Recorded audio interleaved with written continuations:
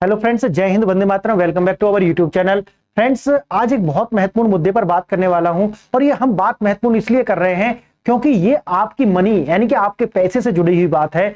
और अगर आपने ये वीडियो नहीं देखी तो आप बहुत बड़ी गलती कर सकते हैं, इसलिए इस पूरी वीडियो को देखिए। और मैं आपको बहुत सारी मैंने वीडियो इस पर बनाई हुई है ऑलरेडी कि अब डोनाल्ड ट्रंप ने एक बहुत बड़ा खेल खेल दिया है। और ये जो खेल है, मैंने पहले भी बताया है कि ये दोधारी तलवार है। और ये जो खेल है, ये ऐसा नहीं कि पहली बार डोनाल्ड ट्रंप खेलने जा रहे हैं। अमेरिका का इतिहास ये रहा है कि उन्होंने ये खेल कई बार खेला है और दुनिया की जो जेब है उसी तरीका से खाली की है जिस तरीका से डोनाल्ड ट्रंप अब करने जा रहे हैं। आइए मैं बताऊंगा आपको कि अमेरिका पहले भी जो है 1971 में ऐसा कर चुका है, 1985 में ऐसा कर चुका है और आपने देखा होगा कि 1929 में ऐसा कर चुका है। और अब भारत के साथ कहिए कि पूरी दुनिया के साथ में 2029 में यही होने जा रहा है। यानी कि आपकी जो जेब है वो खाली होने जा रही है। और ऐसा क्यों कर रहे हैं? क्योंकि अब अमेरिका अपना जो 38 ट्रिलियन का जो कर्ज है अब उसको चुकाने का वक्त आ चुका है। क्योंकि अब मैं आज आपको इसमें बताऊंगा कि अमेरिका के पास में जो 4 रास्ते हैं उनमें से 2 रास्ते पे वो जा नहीं सकता, बचते हैं 2 रास्ते, जिनमें से एक रास्ता ये है जो अमेरिका के राष्ट्रपति अब करने जा रहे हैं। और ये करने से दुनिया की जेब तो खाली हो जाएंगी, लेकिन अमेरिका का जो ये कर्ज है 38 ट्रिलियन डॉलर का, ये उतर जाएगा। अगर अगर इस लेक्चर को सुनने के बाद में अगर आपको ये वीडियो अच्छा लगता है तो इसको शेयर जरूर कर देना। देखिए, शुरू करते हैं। आज जो है क्या है, क्रैश और वेल्थ ट्रांसफर, यानी कि डॉलर का जो क्रैश है वो होने जा रहा है, डॉलर का जो डिवेल्युएशन है वो होने जा रहा है। यानी कि अभी डॉलर को ये बढ़ाएंगे, कितना बढ़ाएंगे?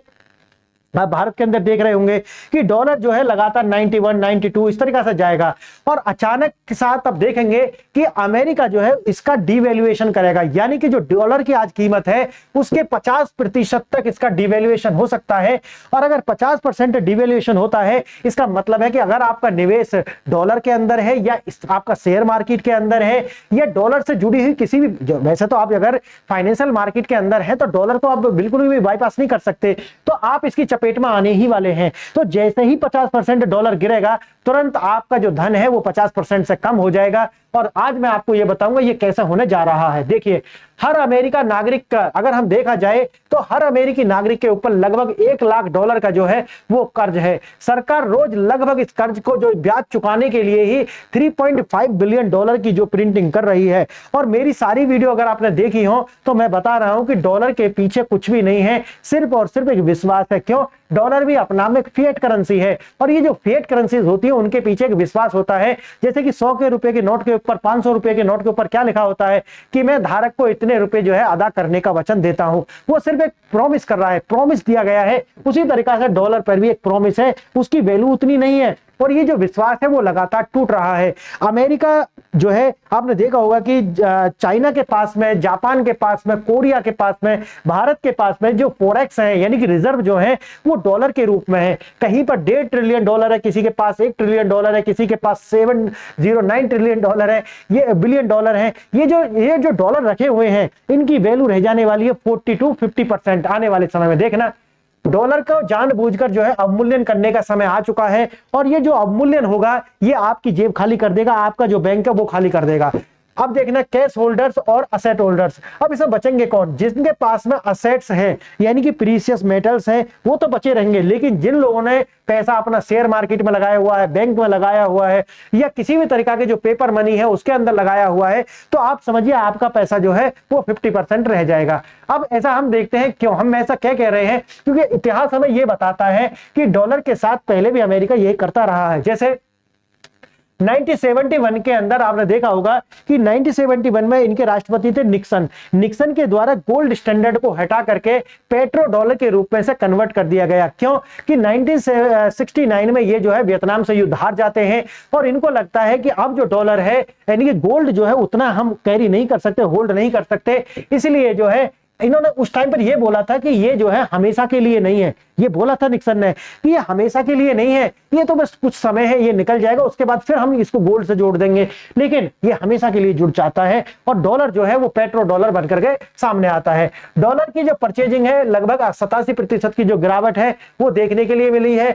1985 प्लाजा अकॉर्ड्स जो हुआ था, आप जानते होंगे, प्लाजा अकॉर्ड्स के अंदर 5 कंट्रीज के अंदर शामिल थे, जिनके साथ सहमति बना करके अमेरिका का जो डॉलर है उसकी अपनी जो है कॉम्पिटिटिवनेस बनाए रखने के लिए उसकी वैल्यू कम की गई थी। अब आप अच्छे से जानते हो, अगर इकोनॉमिक्स के आपको ज्ञान हो, तो जब भी कोई भी देश जो है वो ये चाहता है कि उसकी जो करेंसी है वो कम हो जाए, जैसे भारत का जो रुपया है अगर वो डॉलर के मुकाबले कम होता है तो भारत इससे खुश होता है। उसका कारण ये है कि भारत अगर एक्सपोर्ट इकोनॉमी है तो उसका जो सामान है वो अमेरिका के बाजार या क्योंकि डॉलर तो वर्ल्ड करेंसी है, तो वर्ल्ड के अंदर भारत का जो सामान है वो कॉम्पिटेटिव हो जाएगा। समझ गए मेरी बात? तो इसीलिए जो देश है वो चाहते हैं कि उनकी करेंसी क्या रहनी चाहिए, दूसरे देश की करेंसी के मुकाबले कमजोर होनी चाहिए।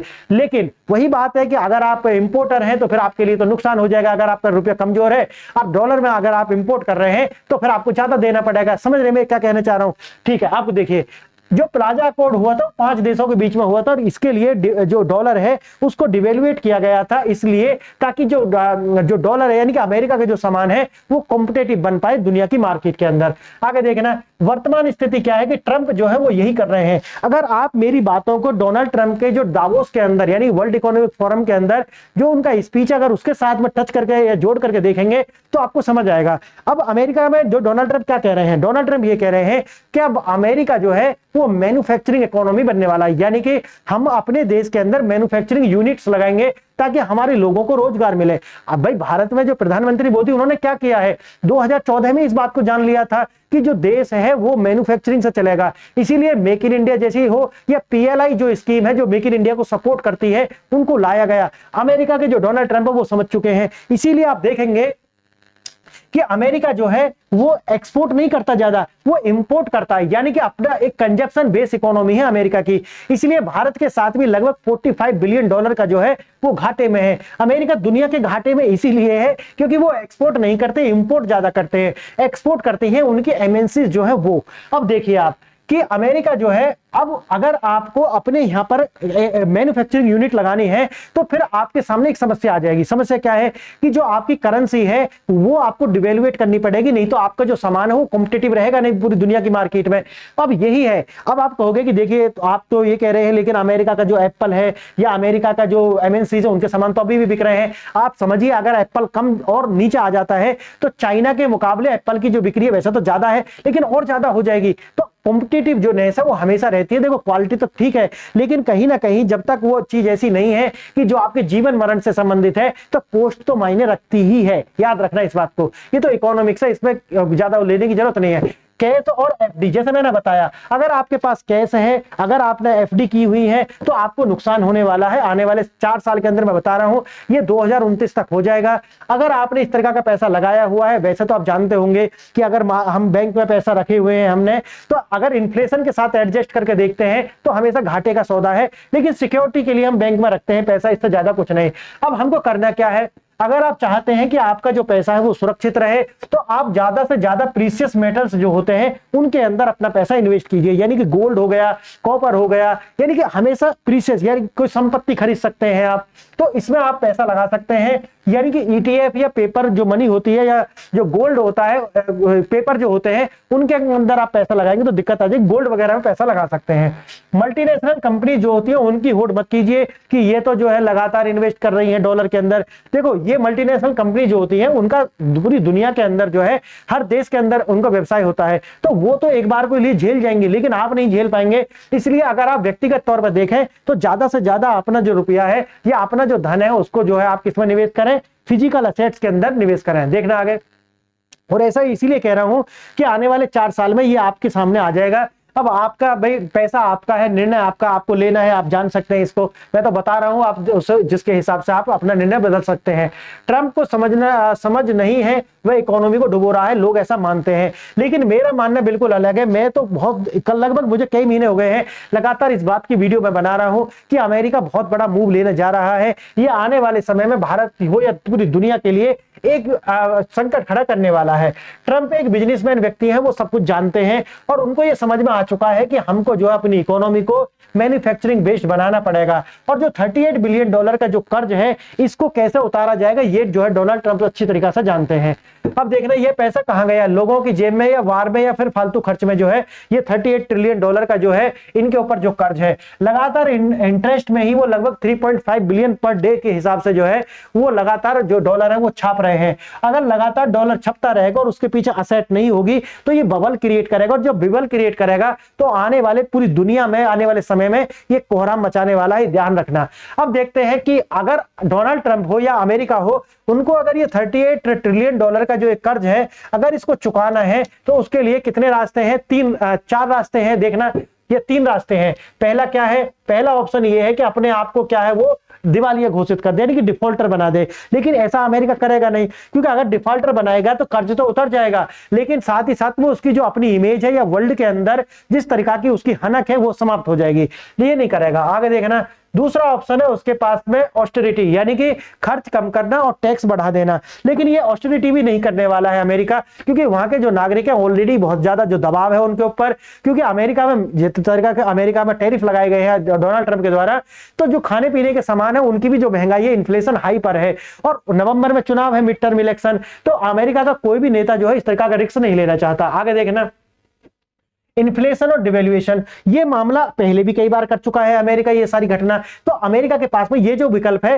ये सबसे अच्छा है। तो अब आने वाले समय में होगा क्या, आने वाले समय में डॉलर की कीमतें बढ़ाई जाएंगी लगातार और जो प्रीशियस मेटल है उनकी जो कीमत गिराई जाएंगी जैसे कि पीछे भी आपने देखा होगा, और जो लोग हैं वो अपना जो प्रीशियस मेटल है वो बेच दें और डॉलर में पैसा ज्यादा लगा दें। ये है सारा, देखो परसेप्शन है, सारा का सारा परसेप्शन का खेल है। अगर आपने समझ गए हैं कि भैया पेपर मनी या फिर जिस तरह की फिएट करेंसी है वहां पैसा लगाना नुकसान है तो आप समझ गए। अगर आपको लग रहा है कि बूम आ रहा है, बूम बूम बूम बूम, और इस बूम के चक्कर में आपने पैसा लगा दिए तो अचानक से मार्केट क्रैश करेगा और जब मार्केट क्रैश करेगा तो आपकी जेब में कुछ नहीं बचेगा। याद रखना इस बात को। देखना इकोनॉमी मैनेजमेंट नहीं है, एक डकैती है।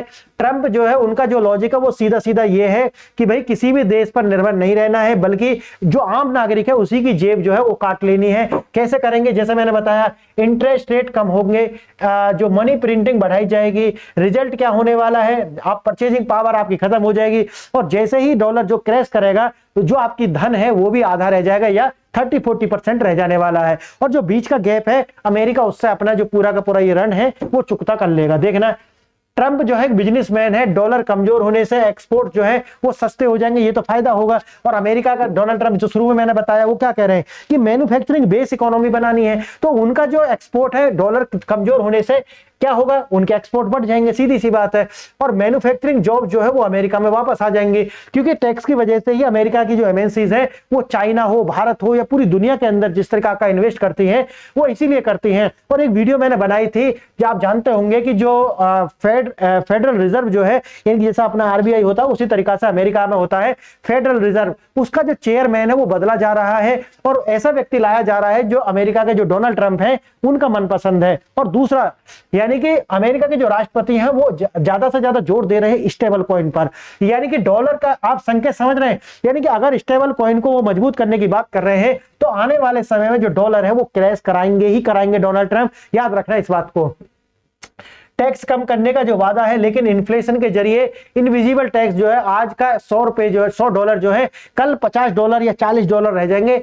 इतिहास गवाह है कि 1971 के अंदर निक्सन के द्वारा जो शॉक दिया गया था कि उस टाइम पर भी लगभग कितना उसका डिवेल्युएट किया गया था 87% के हिसाब से, यानी कि आप अगर आप देखते हैं तो आज का जो गोल्ड है कल आप समझ सकते हैं कि अगर देखो डॉलर क्रैश करेगा तो उस टाइम पर आप देखेंगे कि ये जो मुद्रा है या तो ये क्रैश करेंगे उसके साथ में परसेप्शन है या जंप भी जा सकती है। सामान्य नियम क्या है कि जो बहुमूल्य मुद्रा है ये जो प्रीशियस मेटल है ये डॉलर के साथ में कनेक्ट है, लेकिन समस्या ये है कि एक साथ अगर परसेप्शन ये बनता है कि अगर डॉलर गिरा तो हो सकता है लोग सोचेंगे कि भाई इन्वेस्ट करना है किसमें, गोल्ड के अंदर, तो ये हाई जा सकता है या लोगों का फेथ रहे ही ना किसी पर भी तो दोनों ही जो है वो क्या करेंगे, क्रैश कर जाएंगे। याद रखना इस बात को। लेकिन डॉलर जब क्रैश करेगा तो उसकी वैल्यू कभी नहीं उठेगी, याद रखना। लेकिन अगर आपके पास में ये गोल्ड है या जो प्रीशियस मेटल है ये एक समय के बाद में रिकवर कर जाएंगे और आप जो है अपना धन नहीं खोएंगे, ये आपके लिए निश्चित हो जाएगा। आगे देखना अमेरिका ने 1985 के अंदर प्लाजा अकॉर्ड, यानी कि एक प्लाजा होटल था, उसके अंदर ये अकॉर्ड हुई थी। और इसके अंदर 5 देश थे, जापान, यूके, जर्मनी, फ्रांस और अमेरिका। इनके द्वारा जो है डॉलर जो है उसका डिवेल्युएशन किया गया था। क्यों किया गया था?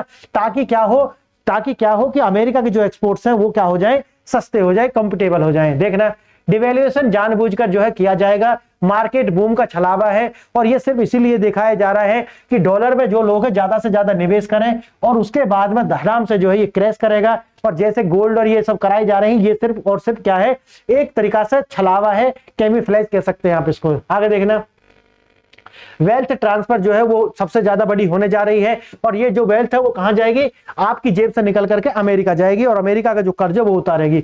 पैसा गायब नहीं हो रहा है, बस हाथ बदल रहे हैं, एक दूसरे की ओर जा रहे हैं, यानी कि आपकी जेब से निकल करके अमेरिका की जेब में जा रहे हैं, इससे ज्यादा कुछ नहीं। मैथमेटिक्स से सीधा है, बात वही है कि मैं तो एक वार्निंग आपको दे रहा हूं कि आप देखिए कि आप जो है किस तरीका से सोचते हैं। आपको सोचना होगा एक कैपिटलिस्ट की तरह, एक पूंजीवादी की तरह। अगर आप सोचते हैं तो आप अपना बचा ले जाएंगे अपने पैसे को।